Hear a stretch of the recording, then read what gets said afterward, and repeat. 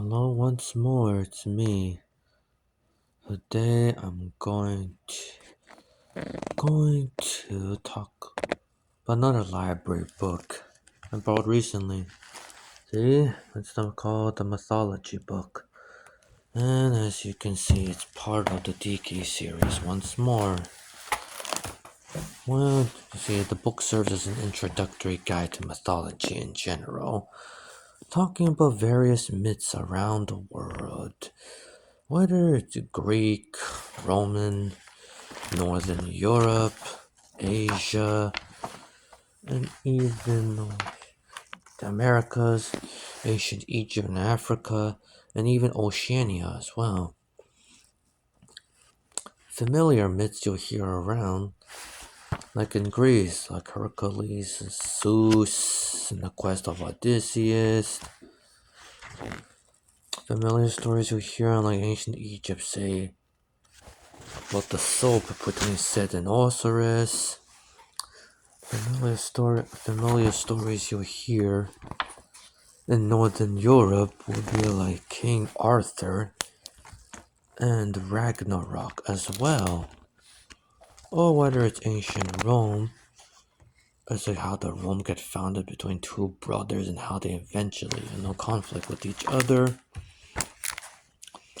Of course, not all myths are mentioned in the book. I mean, those that don't get mentioned focus get mentioned at the end of a glossary.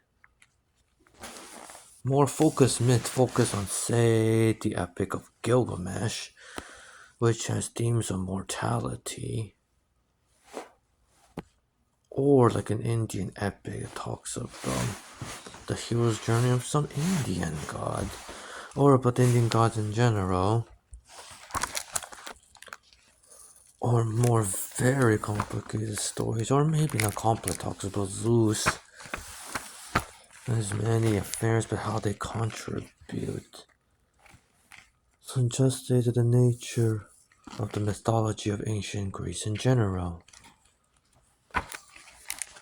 or how King Arthur's story. A story goes through so much trials and tribulations, culminating with pulling the sword out, of course, and with him becoming king as well, or how in Egyptian mythology, one of the gods Seth planned to kill his brother, also which leads to a very complicated soap opera, which only ends when of course, Osiris prevails over Seth as well. Then there's one I remember reading as a child called Anansi the Spider.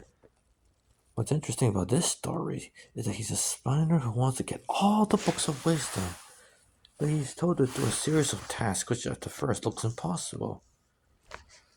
But Anansi the Spider, through his clever wit, manages to complete the task, and in the end, he took the book of wisdom all himself. All to himself. If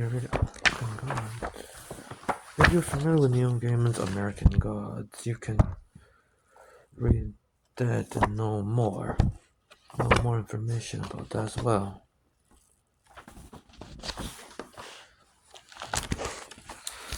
Then we have an Indian poem called Ramayana, which is so epic that they made an adaptation in the 80s, and you can watch the whole thing on YouTube. But of course, you have to understand India, of course. Then there's a lot of stories talk about multiple suns, whether it's 5 suns, 10 suns. It's like the former refers to like an Aztec myth, the latter refers to a Chinese myth as well. Then we have Odysseus' story, which basically a 10-year journey of him going in a circle when more simply all the trouble could have been avoided if he just sailed from Crete to Ithaca already. But the biggest bulk, going all the way from Ithaca and all the way to Africa in general. Well, that would be all. Thank you very much.